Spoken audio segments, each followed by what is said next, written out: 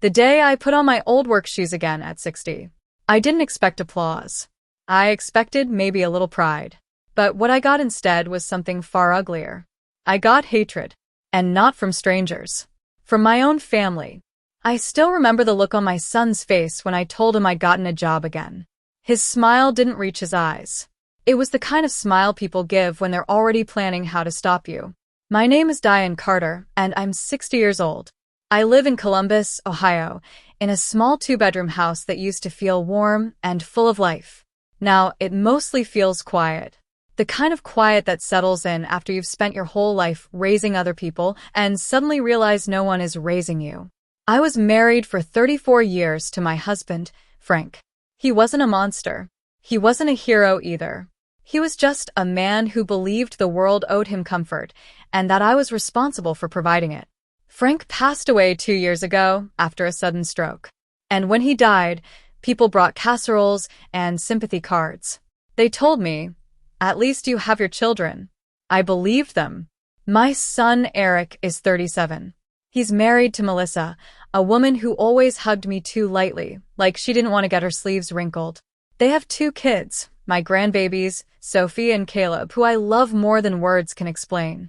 Then there's my daughter Lauren, 34, always stressed, always in a rush, always saying she'll call me back. After Frank died, I didn't just lose my husband. I lost my identity. I had been a stay-at-home mom for most of my adult life. I'd worked part-time when the kids were younger, but Frank always said, "Why should my wife work? I provide." And for years, I believed that was security. But when Frank passed, reality hit like a brick. The savings weren't as strong as I thought. The bills didn't pause for grief. The mortgage didn't care that my heart was broken. And slowly, I started noticing something even more painful. My kids didn't check on me unless they needed something. Eric started borrowing money. Lauren needed help with daycare.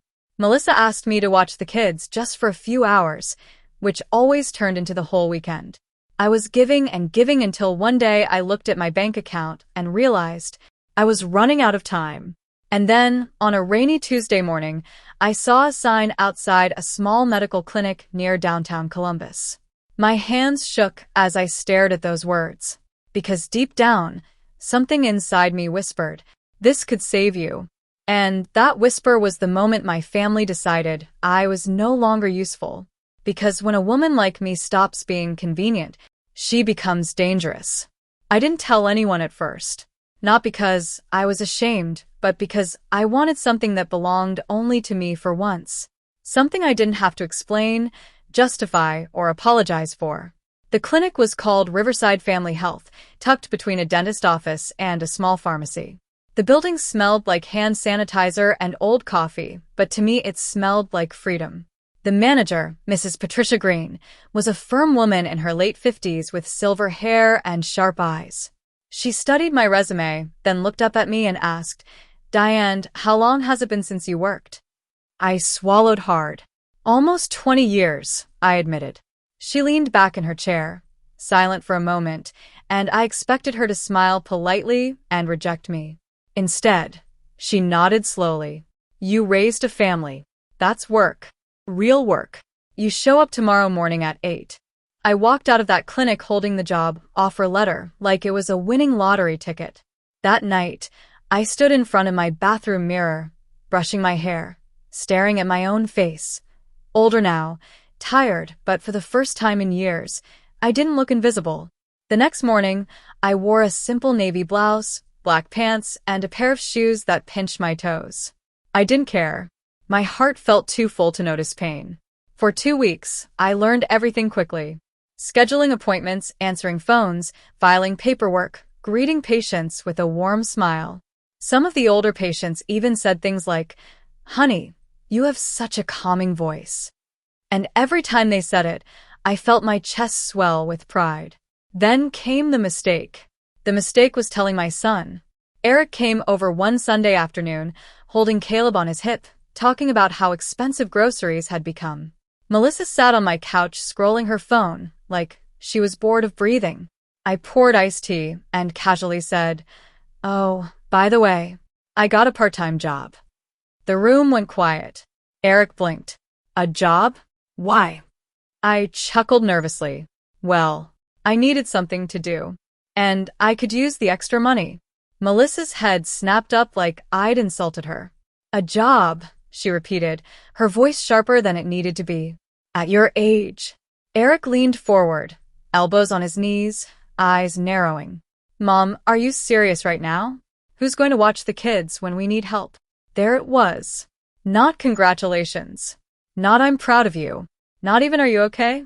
Just what about us? I try to keep my voice calm. I can still help sometimes. But I can't be on call every day anymore. Melissa laughed an ugly little sound. So, basically, you're choosing strangers over your own family. My stomach dropped. Eric's face tightened like he was holding back anger. Mom, you're being selfish. Dad wouldn't have wanted this. That sentence hit me like a slap. Frank had been dead for 2 years, and somehow they were still using him to control me. I stared at my son, my own flesh and blood, and suddenly realized something terrifying. They weren't scared of me working, they were scared of me becoming independent. And the moment I stood up for myself, my family stopped seeing me as their mother. They started seeing me as their enemy. After that day, everything changed. Not all at once, but like a slow poison seeping into the walls of my life. Eric stopped calling unless it was about the kids. Lauren suddenly became too busy to visit. Even my grandbabies, Sophie and Caleb, weren't brought over as much. And I'd be lying if I said it didn't hurt. Because even when your children treat you like an inconvenience, you still love them. You still wait for them. You still keep your porch light on, hoping their car will pull into the driveway. But the real cruelty didn't start with silence. It started with manipulation. One afternoon, while I was at the clinic, my phone kept buzzing in my purse. I couldn't answer while helping patients, so I ignored it until my break. When I finally checked, there were 6 missed calls. All from Melissa. My stomach tightened immediately. I stepped outside behind the building, the cold Ohio wind cutting through my sweater, and called her back. She answered on the first ring. Diane, she said, and her voice was sweet. Too sweet. We need you. I closed my eyes. What happened? Melissa sighed dramatically. Sophie's school called. She's sick. Eric can't leave work. And I have an appointment. There was a pause, like she expected me to drop everything without question. I swallowed. Melissa, I'm at work. Her tone changed instantly, like a mask slipping. So? You're a receptionist, not a surgeon. My face burned.